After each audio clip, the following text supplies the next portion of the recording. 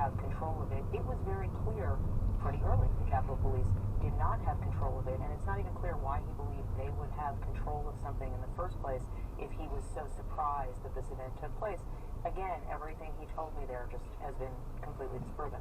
Donald Trump's flirtation with white supremacists is nothing new, but you do mention this moment in 2016 after the South Carolina primary when former Klan leader David Duke endorsed him. He came on my show, State of the Union. I tried to get him to condemn David Duke's support. I didn't think it was going to be a big deal, but it was.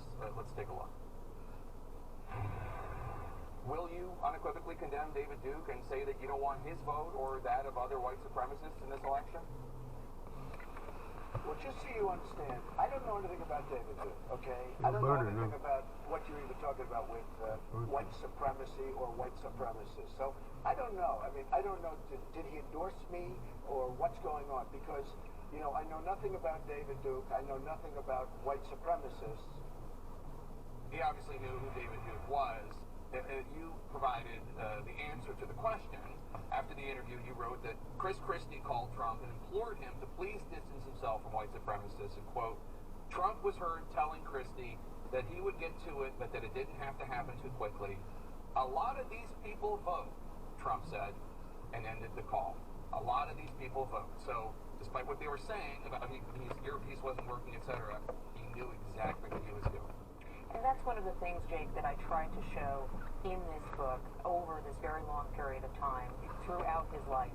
He's much more calculating than people realize. One of the things that in my various interviews with various former administration officials, one of the things that people told me was that Bill Barr, for instance, the former Attorney General, came to realize that Trump was more calculating than folks had thought he was. And this is one of the issues in terms of this artifice that he creates when he is, you know, myth-making and taking one piece of truth and shrouding it in a bunch of other things that aren't true. It becomes very disorienting for people around him, and it becomes disorienting for those of us covering him and covering what he's doing.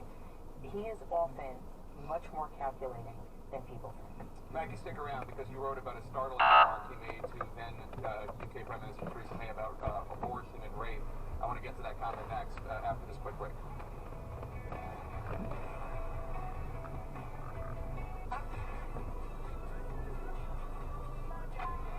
Buckle up and get ready to belt it out.